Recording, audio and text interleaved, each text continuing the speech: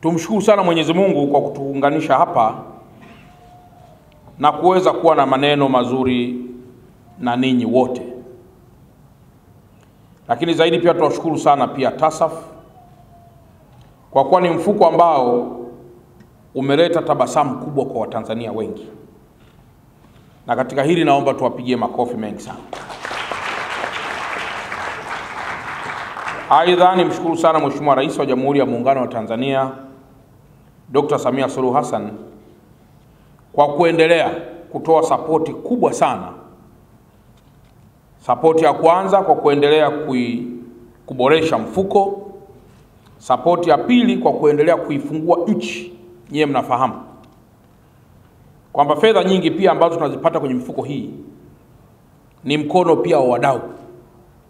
Na kama nchi ikiwa imefungwa, haina uhusiano mzuri na mataifa mengine, is likely kwamba Tanzania haiwezi kupata fedha kutoka kwa wadau wa nje ya taifa letu. Kwa hiyo sapoti yake kubwa ya kuimarisha uhusiano wa kimataifa na kuikuza diplomasia ndio huu ambao unaendelea leo kuimarisha pia mfuko wetu wa TASAF, lakini zaidi pia kuimarisha wakazi wake ambao ni wanufaika. Aidha niwashukuru sana pia wenzetu wa DART ambao ni serikali hii kwa pamoja kwa kuendelea na ujenzi wa miundombinu ya mabasi yaendayo kwa kasi.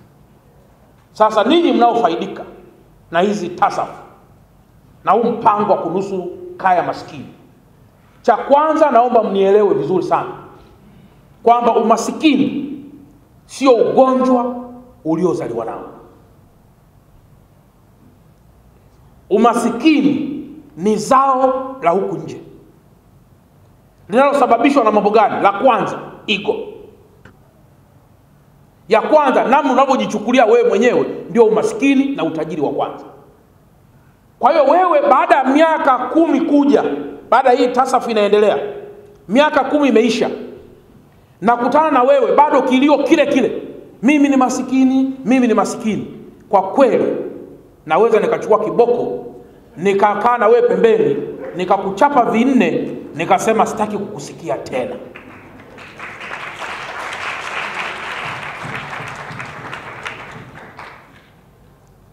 Programu hii haifanyi yani haifanyi kama kichekesho, haifanyi kama kufurahisha dunia.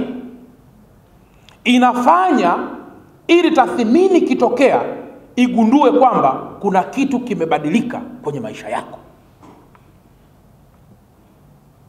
Anakuja mtu mwingine, wewe umezaa mtoto, amesomeshwa kwa kutumia msaada huu ambao tunaupata leo. Mtoto amekwenda chuo kikuu, amesoma kwa kukopeshwa na bodi ya elimu ya juu. Amefika kipindi mtoto yule ameajiriwa, amekuwa na mwalimu au amekuwa nani. Anakuja na mama yake kwa mkuu wa mkoa, anakwenda kabisa na suruali yake, anasema mkuu wa mkoa, mzazi wangu mimi sielewi nini kimetokea, wamemtoa kwenye mpango wa TASAF. Yule mwanao naye nakamata naye viboko vinne, namwambia nikikukuta tena utakwenda jela. Kwa sababu gani? Yale ni matokeo ya TASAF. Ameinuliwa, anapaswa asimame kwenye vyombo vya habari aseme is enough. Pesa hizi ziende kwenye familia nyingine ambako bado hawajainuka.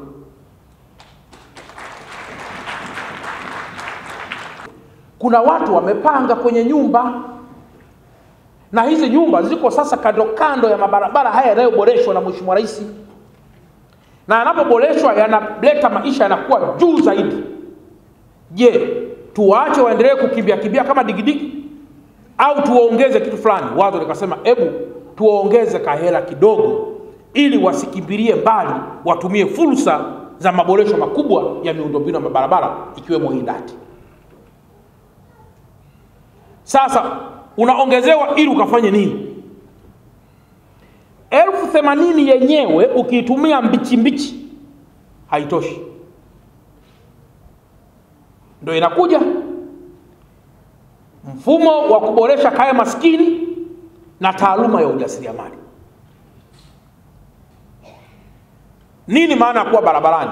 Ni kukaa kusikiza vigelegele na honi kwenye mabarabara, likipigwa lihondo na furahi, hilo gari la kwanza, la pili. Maana yake ni kwamba uko kwenye maeneo ambayo ukiweka genge lina watu wananunua.